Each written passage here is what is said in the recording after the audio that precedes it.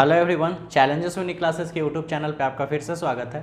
और आज हम आपके लिए लाए हैं फिजिक्स का लेक्चर, जिसमें आप लोग मॉडर्न फिजिक्स पढ़ रहे थे। मॉडर्न फिजिक्स का हम लोग लेसन 2 स्टार्ट किए थे और लेसन 2 में हम लोगों ने ये चीज़ पढ़ लिया था, डाल्टन का थ्योरी पढ़ा था। डाल्टन का जो एटॉमिक थ्योरी दिया गया था वो हमने पढ़ा था।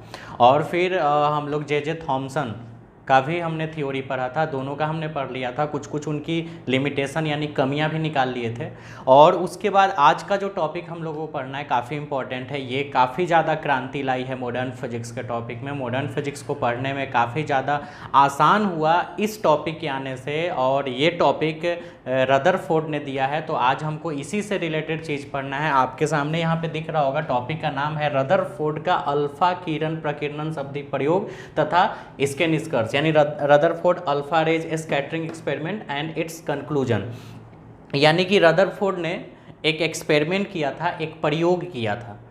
वो प्रयोग इसलिए किया गया था कि हम एटम के स्ट्रक्चर को जान सके। एटम कहने का मतलब परमाणु, हिंदी में परमाणु बोलते हैं और इंग्लिश में एटम बोलते हैं। तो एटम का स्ट्रक्चर यानी परमाणु की रचना किस तरह से होती है, किस प्रकार से होती है, उसके अंदर में क्या क्या एक्चुअल में होता है, वो सारे चीज़ को आज हम लोगों को स्टडी करना है कि वो किस तरह से मिल के बना है, कैसे कैसे बना है। वो सारे चीज़ रदरफोर्ड के एक्सपेरिमेंट से ही क्लियर हुआ था।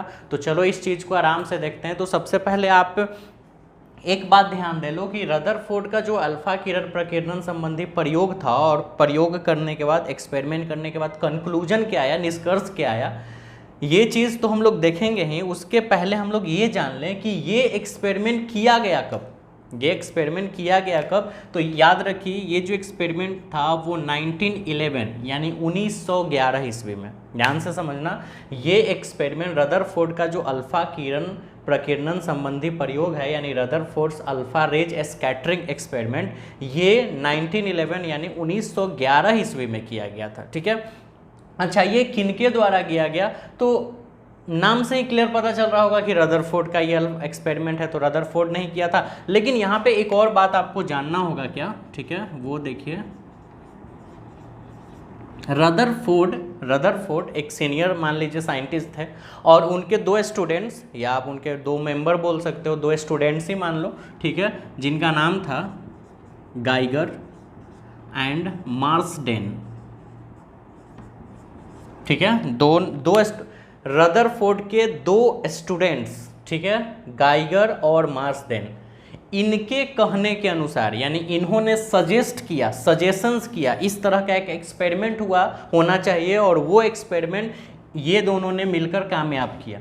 इनके सजेशंस पे इन्होंने बोला ऐसे ऐसे ये काम करना है, उसके अकॉर्डिंग हम लोग एटम के स्ट्रक्चर को क्लियर कर पाएंगे, पता कर पाएंगे। तो इन्होंने ऐसे ऐसे बताया कि आप ऐसे ऐसे करो, और वो क्या क्या कैसे करना है वो तो अभी हम करवाएंगे ही।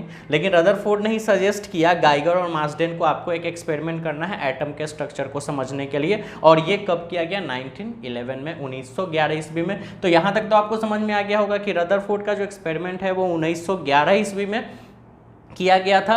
रदरफोर्ड के सजेशन से, उनके निर्देशानुसार उन्होंने निर्देश दिया कि आपको ऐसे ऐसे करना है। और किनको निर्देश दिया गया, तो गाइगर और मार्सडेन को। अच्छा, ये एक्सपेरिमेंट किया क्यों गया, तो आपको यहाँ जाना है कि ये एक्सपेरिमेंट किया गया है स्पेशली स्ट्रक्चर ऑफ एटम यानी परमाणु की जो संरचना है, परमाणु की जो रचना है, इसकी जानकारी प्राप्त करने के लिए कि ये किस चीज़ से मिलकर बना है, इसके अंदर क्या क्या होता है, ये सारे स्ट्रक्चर्स को समझने के लिए एक्सपेरिमेंट किया गया रदरफोर्ड के द्वारा। ठीक है। तो चलो अब हम लोग इसके आगे टॉपिक को एक्सप्लेन करते हैं कि अब हम लोग जल्दी से ये जान लेते हैं कि अगर एक्सपेरिमेंट हुआ तो उस एक्सपेरिमेंट में कुछ कुछ ऑब्जेक्ट्स का ज़रूरत मुझे पड़ा होगा, कुछ बहुत सारे विभिन्न तरह की वस्तुएं का आवश्यकता हुई होगी कि ये एक्सपेरिमेंट करने के लिए। तो हम लोग पहले देख लेते हैं क्या क्या ज़रूरत चीज़ है। काफ़ी आसान है ये टॉपिक। हाँ, थोड़ा सा इसको करने से पहले एक बात ये याद रखना, क्योंकि जे थॉमसन का जो पिछले लेक्चर में आपने देखा था कि जे थॉमसन का बहुत सारी बात सही माना गया था, लेकिन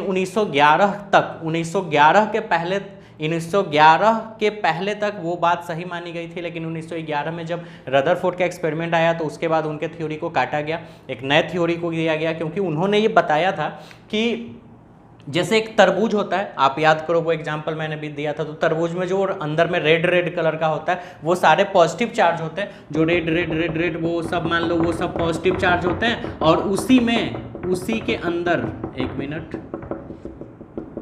उसी के अंदर जहाँ तहाँ निगेटिव चार्ज होते हैं। जैसे तरबूज हो गया तो तरबूज में वो जितने भी रेड कलर के उसको पॉजिटिव चार्ज माना गया था वो पॉजिटिव था, और उसमें जहाँ तहाँ वो ब्लैक ब्लैक कलर का बीज उसका होता था, बीज सीड, तो वो बीज जो होता था उसको निगेटिव माना गया। तो जे थॉमसन के अकॉर्डिंग कहना था कि किसी भी एटम के अंदर इस तरह का कंस्ट्रक्शन होता है, पॉजिटिव चारों तरफ से होते हैं और नेगेटिव उसके बीच में जहाँ तहाँ होते हैं, यानी नेगेटिव पॉजिटिव के चारों ओर से घिरा होता है, यानी पॉजिटिव उसको घेर के रखता है नेगेटिव को। ये जे थॉमसन का थ्योरी था और उस थ्योरी को काटा गया।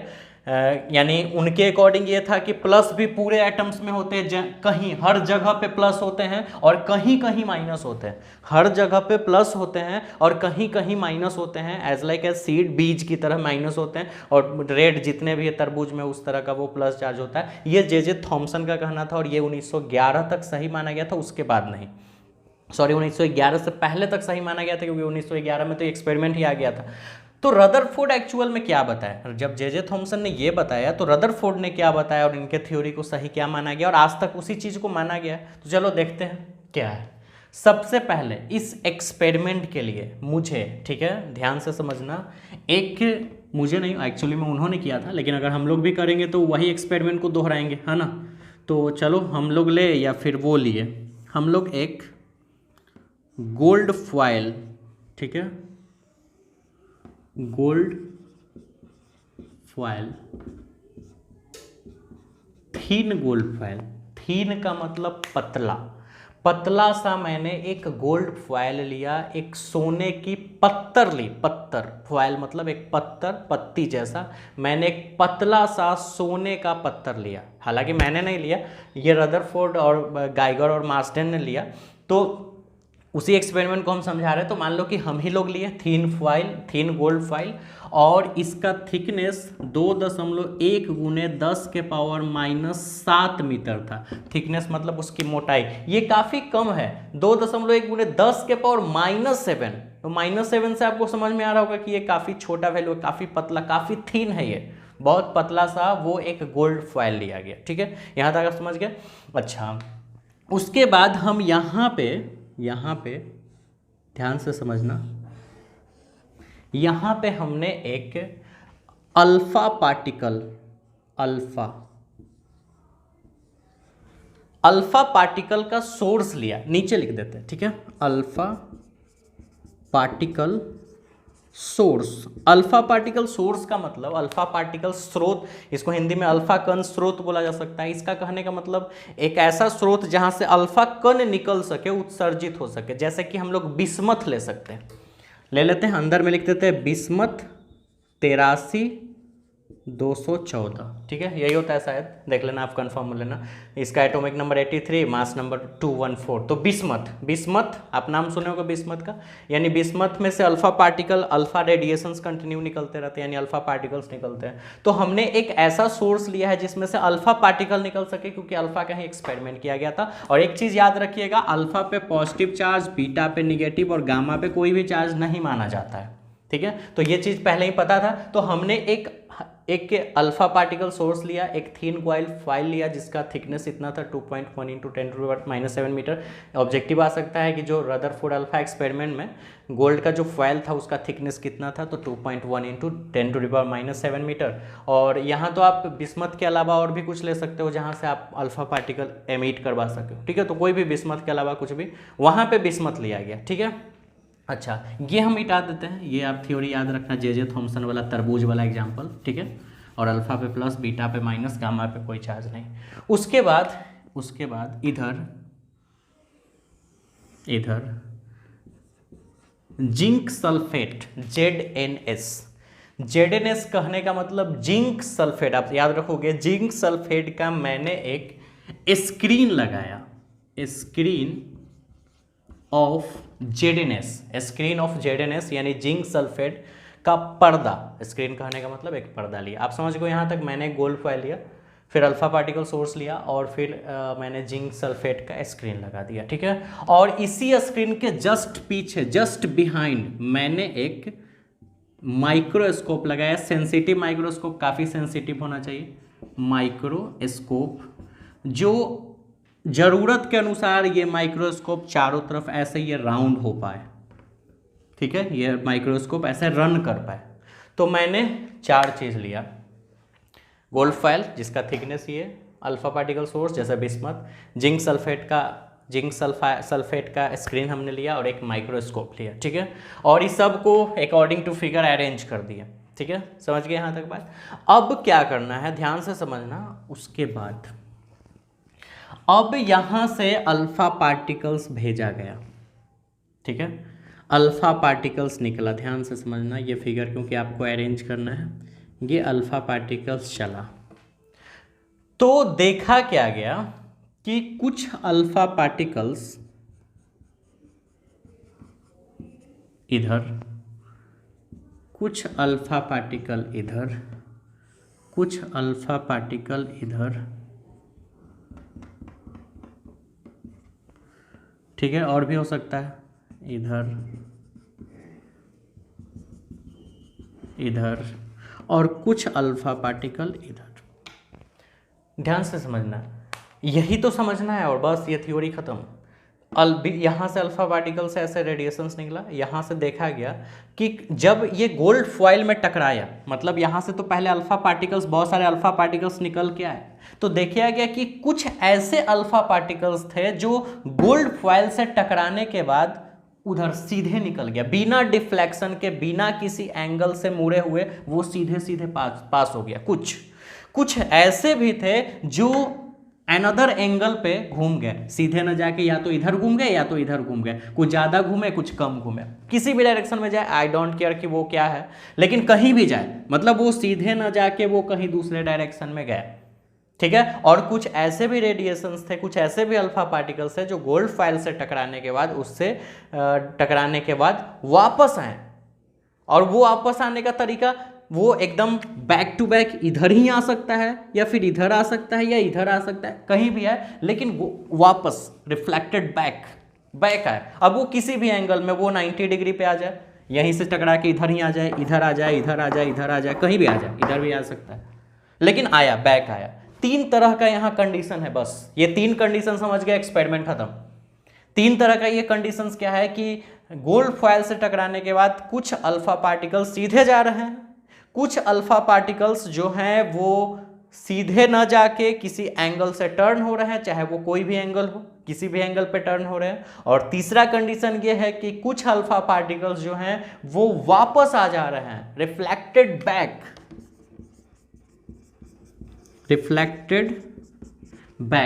वापस आ जा रहे हैं। बट ये जो होता है ये जो कंडीशंस होता है, ये लगभग 8000 पार्टिकल्स में से एक पार्टिकल्स होता है। यानी कि अगर आप 8000 पार्टिकल्स भेजोगे ना, या 8000 रेडिएशन, अल्फा के रेडिएशंस भेजो या पार्टिकल्स भेजो, तो 8000 पार्टिकल्स भेजोगे तो उसमें से एक पार्टिकल्स बैक आएगा, ऐसा अंदाज अप्रोक्स, लगभग 8000 पर एक, 16000 पार्टिकल्स गए तो फिर 2, फिर 24000 गए तो 3। तो ये बहुत कम सिचुएशंस होता है बैक आने वाला, लेकिन होता तो है।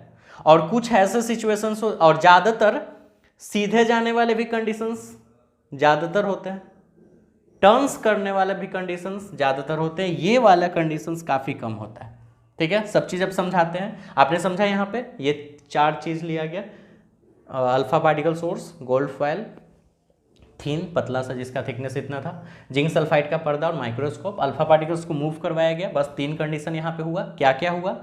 पहले तो कुछ तो सीधे निकल गए, कुछ टर्न्स हो गए और कुछ वापस आ गए। वापस आने वाले में कंडीशंस क्या है कि 8000 में एक वो जो है वो वापस आए, ठीक है। अच्छा, अब हमको 3 कंडीशन तो मिल गया है, अब हमको कंक्लूजन देखना है, निष्कर्ष कि ये ऐसा क्यों हुआ। जब हम अल्फा पार्टिकल्स एक ही तरह के, एक ही सोर्स से बहुत सारे अल्फा पार्टिकल्स दे रहे हैं, तो कुछ अल्फा पार्टिकल्स ये कंडीशन, कुछ अल्फा पार्टिकल्स ये कंडीशन, कुछ अल्फा पार्टिकल्स ये कंडीशन क्यों दे रहा है, कुछ तो बात रहा होगा।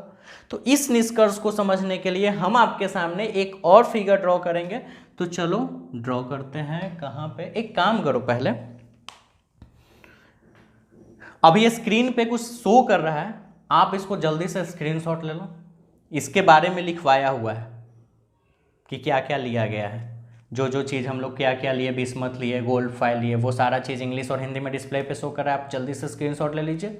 सेकेंड, आप जब स्क्रीनशॉट ले लिए तो अब वो स्क्रीनशॉट जो आपने लिया उसको आपको पहले लिख लेना है, ये टॉपिक का नाम लिख के उसको आपको लिखना है। उसके बाद आपको ये फिगर ड्रॉ करना है। तो आप इसका स्क्रीनशॉट ले लीजिए, जल्दी से ले लिए। और जब आप इसका स्क्रीनशॉट ले चुके हैं, ठीक है, तो अब हम इसको मिटा सकते हैं और अब हम आगे का कंक्लूजन, अब आपको रुकना है, समझना है, वहां तक तो आप उतार लिए। इसको हटाते हैं हम।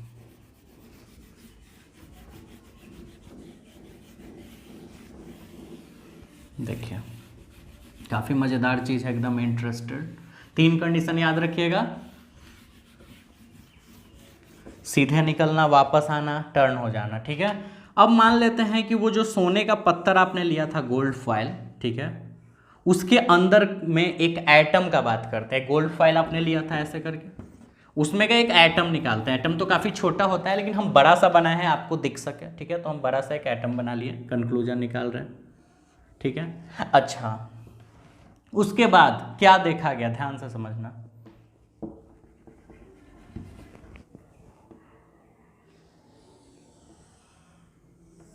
फिगर ड्रॉ कर लेते हैं पहले।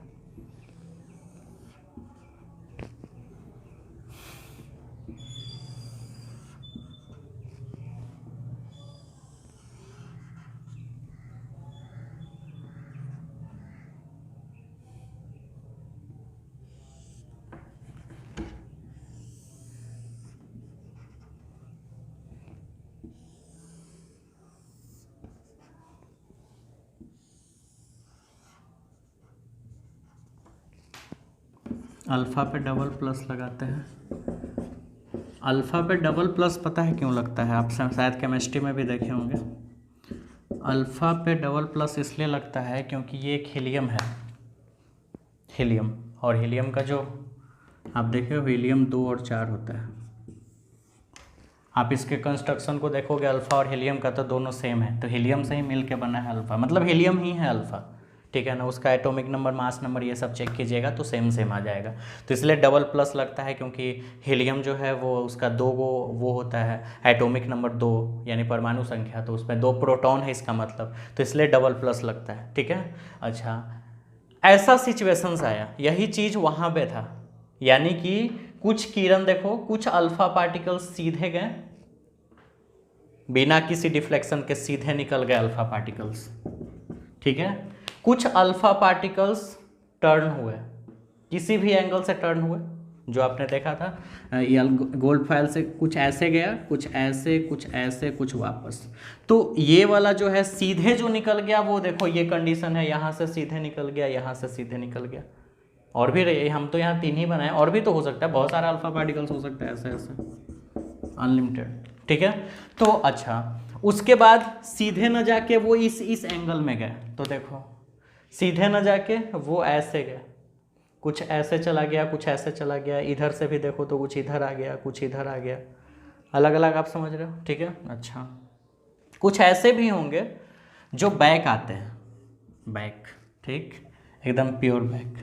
बैक का कहानी बना लेते हैं, एक काम करते हैं, इसी को बना लेते हैं बैक का कहानी।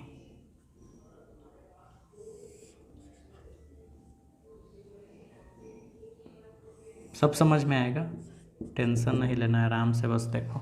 देखो क्या है कहानी, इससे निष्कर्ष क्या निकला कि आप एक चीज ध्यान दो, ये सेंटर है, एटम का सेंटर, सेंटर के जैसे जैसे नजदीक गया, देखो जैसे सेंटर से ये वाला लाइन सबसे दूर है, ये वाला, तो सीधे चला गया।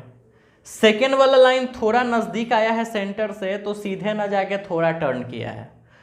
थोड़ा और नीचे आओ तो ये वाला लाइन सेंटर से और नजदीक है, तो ये और ज्यादा टर्न कर गया, सीधे ना जाके और ज्यादा टर्न कर गया, ठीक है। देखो इससे तो ये ज्यादा टर्न है। अच्छा, एकदम नजदीक आ गया सेंटर के, तो बैक। फिर देखो सेंटर से दूर जा रहा है तो मुड़ा, लेकिन कम मुड़ा, इसके अकॉर्डिंग कम मुड़ा। फिर सेंटर से थोड़ा और दूर गया तो मुड़ा, लेकिन कम मुड़ा। देखो ये इतना मुड़ गया, यानी सीधे जाके ऐसे सीधे 180 पे, ये कम ही मुड़ा है ना, ठीक है, और फिर काफी दूर गया तो सीधे निकल गया। कंक्लूजन देखो, अल्फा है पॉजिटिव चार्ज, अल्फा पे होता है प्लस, और प्लस अगर इस जे थॉमसन का क्या कहना था कि इस पूरे एरिया में प्लस भरा होता है तरबूज की तरह, तो अगर प्लस भरा होता है इस पूरे एरिया में तो क्या यह अल्फा पार्टिकल्स कहीं से भी पास होता, यहीं से टकरा के मुड़ जाता, क्योंकि प्लस और प्लस एक दूसरे को रिपेल करते हैं। तो इस हर एक जगह पे अगर ऐसे एकदम इस तरह से जे थॉमसन वाले कहानी के अनुसार अगर ऐसे प्लस रहे, चारों तरफ अगर प्लस रहे, तो ये अल्फा पार्टिकल्स तो इसमें इंटर ही नहीं करेगा, सीधे बाहर निकल जाएगा, यहीं से घुसेगा, सटने ही नहीं देगा, क्योंकि ये सब प्लस होगा तो प्लस प्लस को रिपेल कर देगा। लेकिन यहां वैसा नहीं है, यहां घुस रहा है, देखो अंदर इंटर कर रहा है, पार भी हो जा रहा है, कुछ मुड़ भी जा रहा है, इंटर तो कर जा रहा है। इसका मतलब एक तो बात पक्का है कि हर जगह पे प्लस नहीं है। तो प्लस है कहां पे, तो नोटिस करो प्लस यहां सेंटर पे है, सेंटर, सेंटर जिसको न्यूक्लियस बोलते हैं, ये है न्यूक्लियस, न्यूक्लियस यानी नाभिक, इसका नाम नाभिक रखा गया। यानी यहां पे अभी समझो ध्यान से, अगर ये प्लस है, अगर ये प्लस है तभी तो ये जो दूर है, जो काफी दूर है, तो इससे उसका उतना रिलेशन नहीं है तो सीधे चला गया।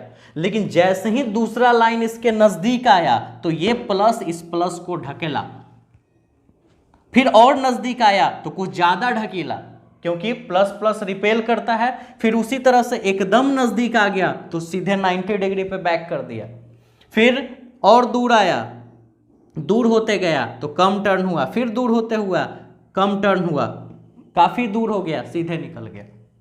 यानी इस पूरे एक्सपेरिमेंट से एक बात तो समझ में आ गया कि इस पूरे एटम में, एटम यानी परमाणु के अंदर प्लस हर जगह पे नहीं होते हैं, प्लस कहीं एक जगह पे होते हैं, और वो कहां, तो परमाणु के केंद्र में प्लस कहां होते हैं। बात को समझो, जे थॉमसन का कहना था कि प्लस हर जगह पे होता है, और अगर प्लस हर जगह पे होता तो प्लस अल्फा को इंटर करने ही नहीं देता, क्योंकि प्लस प्लस हमेशा एक दूसरे को रिपेल कर देता है, प्रतिकर्षित कर देता है, तो प्लस तो अंदर जाता ही नहीं।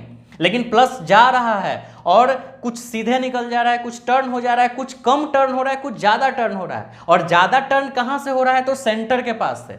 तो जरूर प्लस जो है वो सेंटर के पास ही है, तभी तो वो ज्यादा टर्न कर रहा है, और उससे जैसे जैसे आप दूर रहे हो तो टर्न कम होते जा रहा है, यानी रिपल्सन कम हो रहा है, प्रतिकर्षण कम हो रहा है, और काफी दूर पे प्रतिकर्षण हो ही नहीं रहा है। इसका मतलब जरूर यहीं पे प्लस है, सेंटर में। तो इनके एक्सपेरिमेंट के अनुसार ये बात तो समझ में आ गया कि किसी भी परमाणु के केंद्र में ही धन आवेश छुपा होता है, यानी पूरे धन आवेश परमाणु के केंद्र में उपस्थित होते हैं।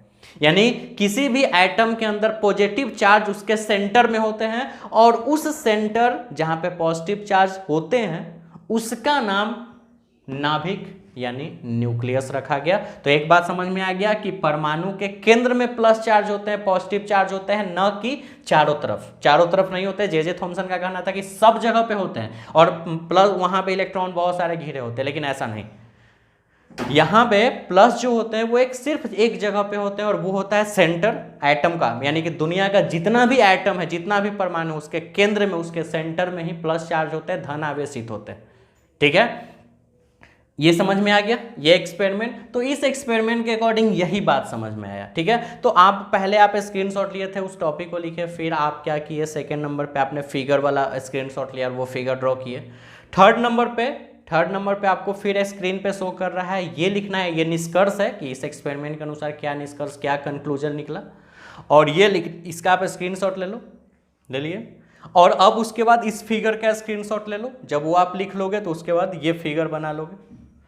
ठीक है, क्लियर है टॉपिक, समझ के बाद ये एक्सपेरिमेंट खत्म हो गया। अब इसमें भी कुछ कमियां पाई गई, वो कमियां अब हम लोग पढ़ते हैं। ठीक है, तो चलो चलते हैं, अब हम लोग नेक्स्ट टॉपिक में चलते हैं। हालांकि हम बोले कि अभी रदरफोर्ड का जो कुछ लिमिटेशन, कुछ इनके एक्सपेरिमेंट में कुछ गलतियां पाई गई, लेकिन वो हम आपको बाद में बताएंगे, इसके बाद जो थ्योरी आएगा उसमें। क्योंकि रदरफोर्ड्स एटॉमिक मॉडल, क्योंकि रदरफोर्ड का हमने एक्सपेरिमेंट पढ़ लिया, गाइगर और मार्सडेन के द्वारा जो किया गया उनके रदरफोर्ड के सजेशंस में।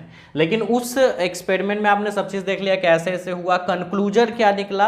अब फाइनली उन्होंने एक स्ट्रक्चर तैयार किया, एक मॉडल तैयार किया परमाणु के लिए, एटम के लिए, और उन्होंने अपने मॉडल में क्या लिखा पहले वो समझ लेते हैं। तो सबसे पहले आपने एक बात तो समझ में आ गया, सबसे पहला नंबर आपको ये समझ में आ गया कि किसी भी एटम चाहे कोई एटम हो, एनी एटम, ठीक है, उस एटम के सेंटर में प्लस चार्ज सेंट्रलाइज्ड होते हैं, यानी प्लस चार्ज पॉजिटिव चार्ज केंद्रित होते हैं, ठीक है। और इस स्पेस को, इस जगह को न्यूक्लियस, है ना,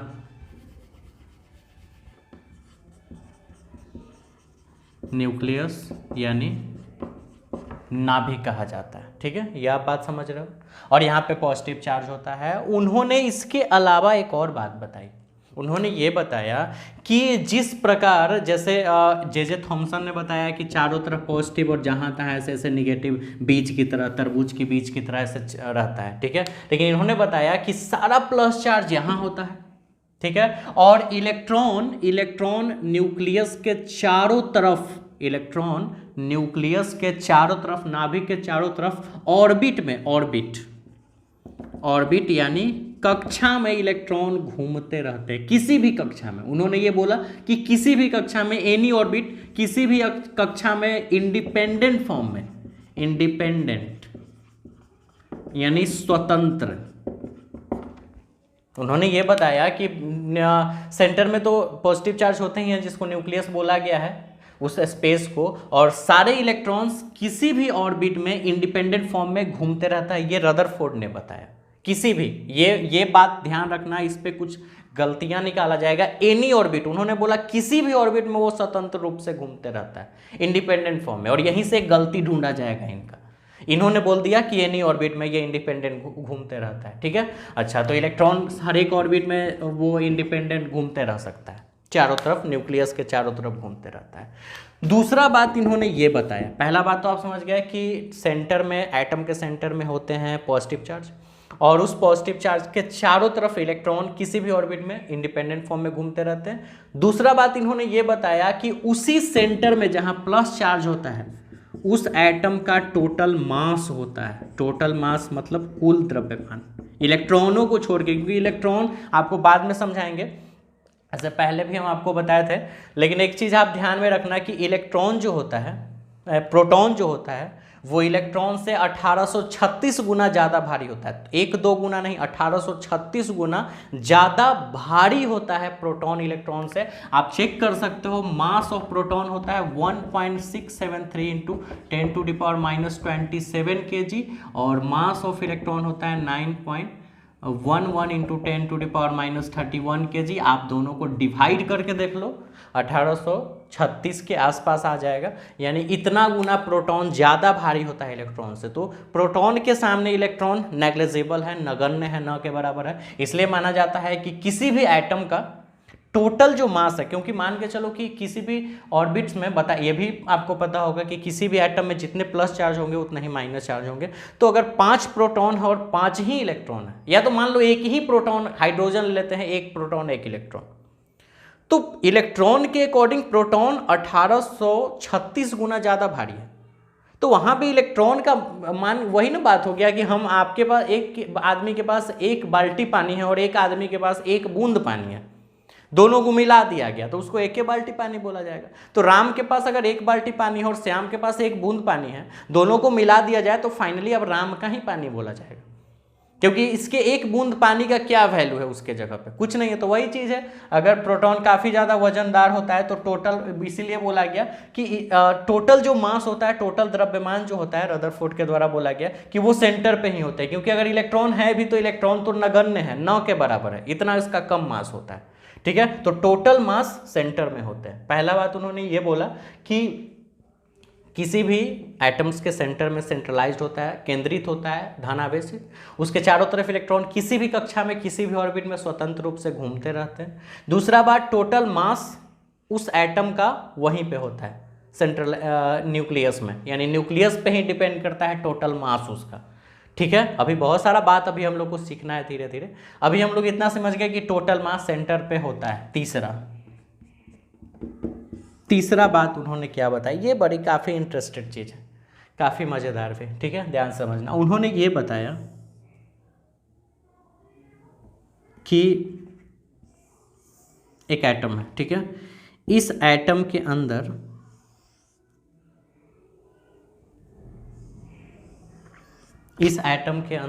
ठीक है, एक न्यूक्लियस है जिसमें चार्ज है प्लस, मास भी, टोटल मास भी यहीं पे है, ठीक है। और अच्छा, ये न्यूक्लियस का कुछ न कुछ एक रेडियस रहा होगा, ठीक है। तो दो चीज़ 10⁻⁻15 और 10⁻⁻10, ठीक है। तो ये 10⁻⁻15 मीटर, ये जो आपको दिखाई दे रहा है, रदरफोर्ड का ये कहना था, उन्होंने अपने एक्सपेरिमेंट में ये पता किया और एक मॉडल तैयार किया, उसमें इन्होंने ये बताया कि किसी भी एटम, ये तो आपका एटम है, एटम के अंदर न्यूक्लियस, इस न्यूक्लियस का जो रेडियस है वो 10⁻⁻15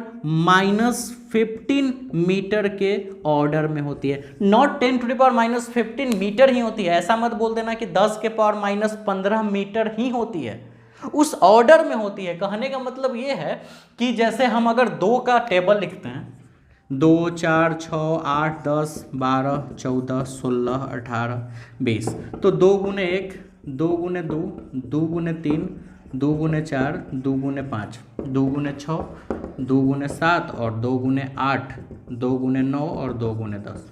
इसमें तुम एक बात कॉमन ढूंढ लो, 2 कॉमन है, यानी रिजल्ट कुछ भी हो उसमें 2 जरूर आ रहा है उसके मल्टीप्लाई में, 2 गुने 1, 2 गुने 2, 2 गुने 3, 2 गुने 4, तो वो 2 के ऑर्डर में है। इसका कहने का मतलब ये है कि ये 2 के ऑर्डर में है। अगर 3 का टेबल पढ़ रहे हैं तो ये 3 के ऑर्डर में, 4 का टेबल पढ़ रहे हैं तो 4 के ऑर्डर में।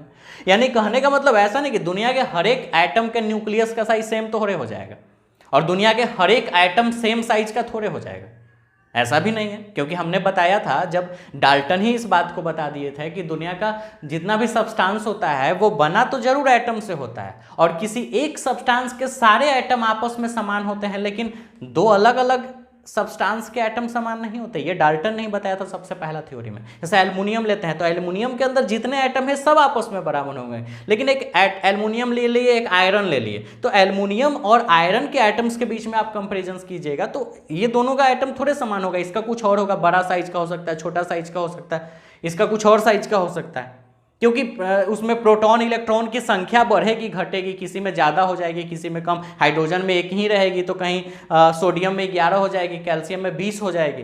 तो जब संख्या बढ़ेगा तो ऑलरेडी उसका साइज बढ़ेगा, समझ लो बात। तो एटम्स का साइज सेम नहीं होता है। हाँ, किसी एक एलिमेंट के लिए सेम हो सकता है, लेकिन हर एक एलिमेंट के लिए एक ही नहीं होता है, अलग अलग साइज का होता है। तो जब साइज बढ़ेगा एटम का तो न्यूक्लियस का साइज भी बढ़ेगा। लेकिन एक चीज, और न्यूक्लियस का साइज अगर बढ़ेगा उस समय हम बोल देंगे कि इसका रेडियस हमेशा 10⁻⁻15 मीटर, तो हम लोग तो गए, कहानी खत्म। तो ऐसा नहीं होता है। उन्होंने ये बोला कि 10⁻⁻15 मीटर के ऑर्डर में होता है। यानी कि तुम कोई भी एटम ले लो, उसका अगर न्यूक्लियस का रेडियस मापोगे तो या तो हो सकता है 10⁻⁻15 मीटर आ जाए, या 2 गुने 10⁻⁻15 मीटर आ जाए, या 3 गुने 10⁻⁻15 मीटर आ जाए, या 3.2 गुने 10⁻⁻15, डेसिमल में भी हो सकता है, लेकिन उसमें 10⁻⁻15 मीटर जरूर लगल रहेगा, मल्टीप्लाई में रहेगा। ये उनका कहना था। ऑब्जेक्टिव क्वेश्चन हो सकता है कि किसी भी एटम्स के न्यूक्लियस का जो रेडियस होता है उसका ऑर्डर क्या होता है, 10⁻⁻15 मीटर। और फिर दूसरा बात उन्होंने ये तीसरा बात हो गया। और चौथा बात इन्होंने ये बताया कि जिसमें इलेक्ट्रॉन घूमते रहते हैं, इलेक्ट्रॉन इस ऑर्बिट में घूमते रहते हैं, उसका जो रेडियस का ऑर्डर होता है वो 10⁻⁻10 मीटर होता है। यानी इलेक्ट्रॉन के घूमने का जो ऑर्बिट का जो रेडियस का ऑर्डर है वो 10⁻⁻10 मीटर, और न्यूक्लियस का 10⁻⁻15 मीटर के ऑर्डर का होता है। टोटली आप समझ गए होंगे इस बात को, ठीक है। तो रदरफोर्ड ने अपने एटॉमिक मॉडल में यही बातें बताई, ठीक है। अब आपको क्या करना है कि स्क्रीन पे शो कर रहा होगा आपको रदरफोर्ड का एटॉमिक मॉडल, रदरफोर्ड का परमाणु मॉडल, वो आप यहाँ से स्क्रीनशॉट ले लो, लिख लेना है यहाँ से, यहाँ बोर्ड पर से कुछ नहीं उतारना है।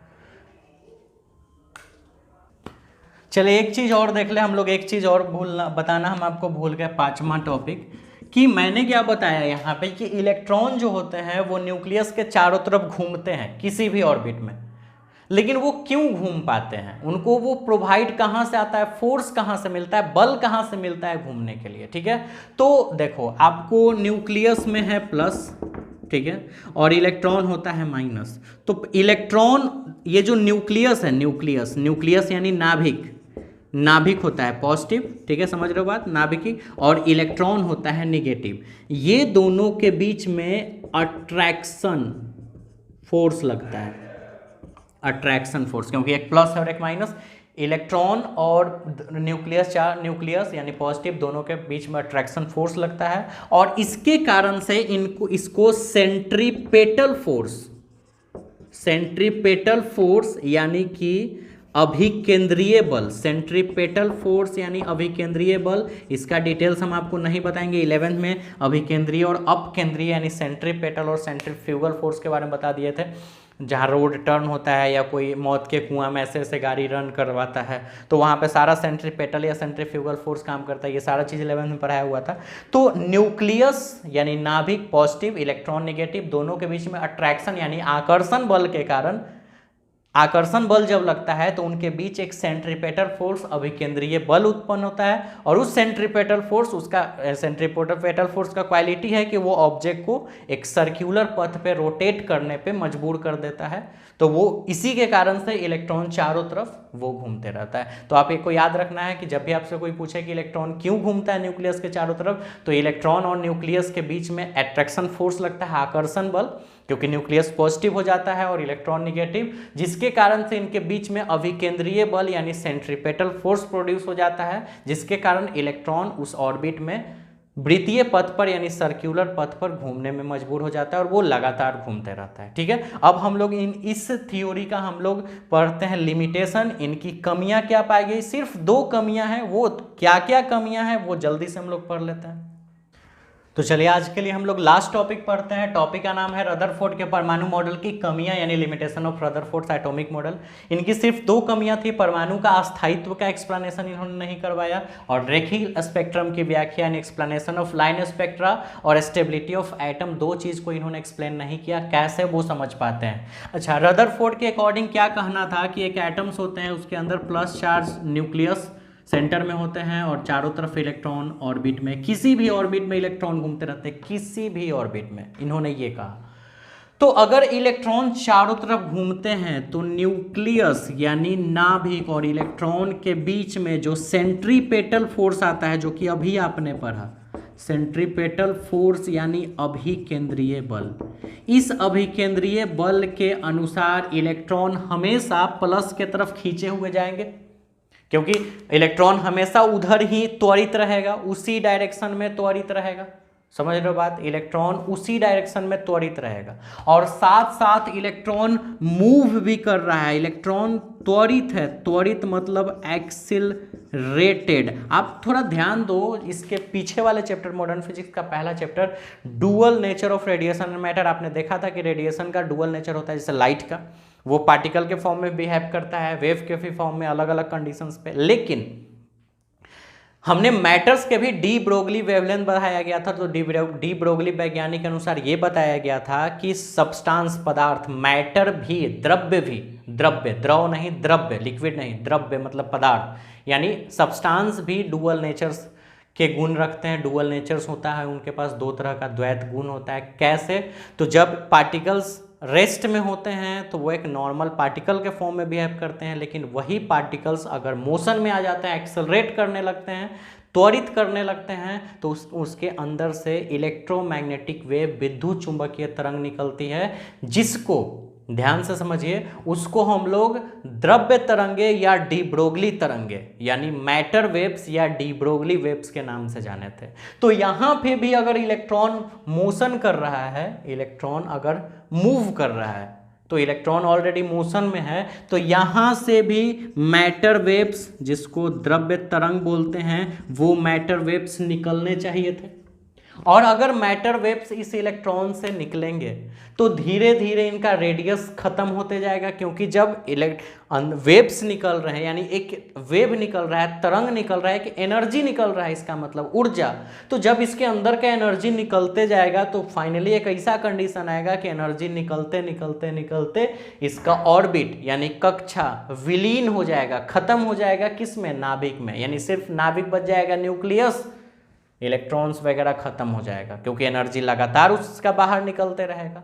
और अगर ऐसा हो जाता तो एटम का स्टेबिलिटी, एटम बना ही कहाँ, एटम तो खत्म हो गया, क्योंकि सिर्फ न्यूक्लियस बचा उसके पास। तो स्टेबिलिटी ऑफ एटम, परमाणु के अस्थायित्व के इस टॉपिक को एक्सप्लेन वो नहीं कर पाए। इनके अनुसार ऐसा होना चाहिए था, इनके अकॉर्डिंग, इनके थ्योरी के अकॉर्डिंग अगर समझा जाए तो ये होना चाहिए था कि कुछ सालों के बाद एटम्स खत्म, एटम होना ही नहीं चाहिए था। और ऐसा होता नहीं है, एटम सालों सालों कईयों सालों तक रहते हैं, ऐसे सब्सटेंस पड़े रहते हैं। तो फिर ये क्वेश्चन जब इनसे किया गया कि ऐसा अगर हो तो एटम तो खत्म हो जाएंगे, तो फिर आप इस पे कुछ बोलो, तो ये कुछ नहीं बोल पाए, तो ये इनकी कमियां पाई गई। तो स्टेबिलिटी ऑफ एटम यानी परमाणु का स्थायित्व खत्म हो गया। दूसरा, रेखीय स्पेक्ट्रम की व्याख्या, इसी थ्योरी से रिलेटेड एक और बात आया कि अगर मानते हैं कि इलेक्ट्रॉन लगातार मूव कर रहा है, ठीक है, तो इसमें से एनर्जी भी लगातार निकलनी चाहिए, क्योंकि आपने बोला कि किसी भी ऑर्बिट में इलेक्ट्रॉन घूम सकते हैं। तो अगर किसी भी ऑर्बिट में अगर इलेक्ट्रॉन घूम रहा है तो उसमें से जो इलेक्ट्रोमैग्नेटिक वेव है वो लगातार निकलने चाहिए। तो लगातार इलेक्ट्रोमैग्नेटिक वेव नहीं निकलता है, निकलेगा इलेक्ट्रोमैग्नेटिक वेव, वो निकाला जाएगा हाइड्रोजन से, हम लोग पढ़ेंगे अभी अगले वाले लेक्चर में। लेकिन इनके अनुसार लगातार निकलना चाहिए था, तो लगातार नहीं निकलता है, यही थ्योरी यहाँ पे काटा गया कि इन्होंने बोल दिया था कि किसी भी ऑर्बिट में घूमता है, और अगर किसी भी ऑर्बिट में घूमेगा तो जिस ऑर्बिट में इलेक्ट्रॉन जाएगा वहाँ से तुरंत एनर्जी प्रोड्यूस हो जाना चाहिए था, इलेक्ट्रोमैग्नेटिक वेव आ जाना चाहिए था। ऐसा नहीं होता है। तो फिर इस थ्योरी को, ये जो रेखीय स्पेक्ट्रम की व्याख्या है, आपने शायद केमिस्ट्री में थोड़ा बहुत पढ़ा होगा, Lyman, Balmer, Paschen, Lyman series, Balmer series, Paschen series, Brackett, Pfund, Humphrey, जैसे ऐसे बहुत सारा आपने सीरीज पढ़ा होगा। तो वो सारे सीरीज का एक्सप्लेनेशंस आगे हम लोग करेंगे अगले वाले लेक्चर में। और वो चीज़ रदरफोर्ड एक्सप्लेन नहीं कर पाया, रेखीय स्पेक्ट्रम यानी explanation of line of spectra, वही जो लाइमन, बामर, पास्चन है, उस सीरीज को एक्सप्लेन ये नहीं कर पाया रदरफोर्ड, तो इनकी दो कमियां निकल गई, ठीक है। और इसी चीज को सुधार करेंगे अगले वैज्ञानिक, जिनका नाम होगा नील्स बोर, जो कि मैक्स प्लांक के क्वांटम थ्योरी, मैक्स प्लांक का आपने नाम सुना था, क्वांटम थ्योरी, तो मैक्स प्लांक के क्वांटम थ्योरी का यूज करके, मैक्स प्लांक के क्वांटम थ्योरी का उपयोग करके, यूज करके नील्स बोर ये सारे एक्सप्लेनेशंस को सही करेंगे। हालांकि उनमें भी कुछ कमियां आएगी, लेकिन धीरे धीरे सुधार हो रहा है। बहुत हद तक रदरफोर्ड का सारा चीज़ सही, इलेक्ट्रॉन घूमता है, न्यूक्लियस में ही सारा मास होता है, पॉजिटिव चार्ज होता है, ये सब बात सही है। लेकिन कुछ गलतियां तो धीरे धीरे, अब मान लो कोई कार ही बना तो शुरुआत में कैसा कार होता था, फ्यूचरिस्टिक जो कारें होती हैं अभी आप देख रहे हो पहले से ज़्यादा खूबसूरत है, धीरे धीरे और भी खूबसूरत कारें बनते रहेगी, है ना कुछ नया नया मॉडर्न। मोबाइल ही कैसा था, ऐसे बात करते थे, फिर ऐसे बात किए, फिर फ़ोन आ गया, फिर टच आ गया, पहले कीपैड, टच, कैमरा तो पीछे होता था, अब आगे पीछे हो रहा है, पीछे में भी 4-4, 5-5, आगे में भी 2 कैमरा, धीरे धीरे बहुत सारी चीज़ें चेंज होते रहेगी। पॉपअप कैमरा निकल जा रहा है बाहर, ऐसे ऐसे बहुत सारे कंडीशंस, बहुत सारे अलग अलग चीज़ धीरे धीरे वो खोज हो रही है। तो ऐसे ऐसे बहुत सारे चीज़ को वैज्ञानिकों ने धीरे धीरे एक इन्होंने ये कुछ बताया, कुछ गलतियाँ हैं उसको किसी और ने सुधारा, फिर किसी और ने सुधारा, और इस तरह से हम लोग सारे थ्योरी को जान पाए, ठीक है। तो यही चीज़ यहाँ पे है, नील्स बोर इस सारे कमियों को दूर करेंगे मैक्स प्लांक के क्वांटम थ्योरी को यूज करके। यानी नेक्स्ट टॉपिक जो हम लोगों को पढ़ना है वो नील्स बोर का एटॉमिक थ्योरी पढ़ना है। हम लोग डाल्टन का एटॉमिक थ्योरी पढ़ लिए, जे थॉमसन का पढ़ लिए, रदरफोर्ड्स का पढ़ लिए, और अब हम लोग नील्स बोर का एटॉमिक थ्योरी पढ़ेंगे। उसमें उन्होंने क्या बताया, वो इन सब टॉपिकों से कुछ ज़्यादा टॉपिक हार्ड होगा, क्योंकि उनका एक थ्योरी के साथ साथ उसमें 2 डेरिवेशंस भी प्रूफ किए जाएंगे, 2 फॉर्मूला, जो कि आपके एग्जाम के लिए इंपॉर्टेंट होगा। काफ़ी इंटरेस्टेड, काफ़ी मज़ेदार होगा। तो मिलते हैं नेक्स्ट वीडियो में। उससे पहले आप लाइक बटन को जरूर दबा दीजिए, वो तो बनता ही। जब आप वीडियो यहाँ तक देखो इसका मतलब आपको वीडियो पसंद आया ही होगा, तो आप जरूर से वीडियो को लाइक कर दीजिए, और कमेंट्स अगर नहीं किए तो कमेंट्स भी कर लीजिए, और अगर सब्सक्राइब नहीं किया तो नीचे वाला लाल बटन को जरूर दबा दीजिए। और मिलते हैं फिर नेक्स्ट वीडियो में, तब तक अपना ख्याल रखिए, बाय बाय।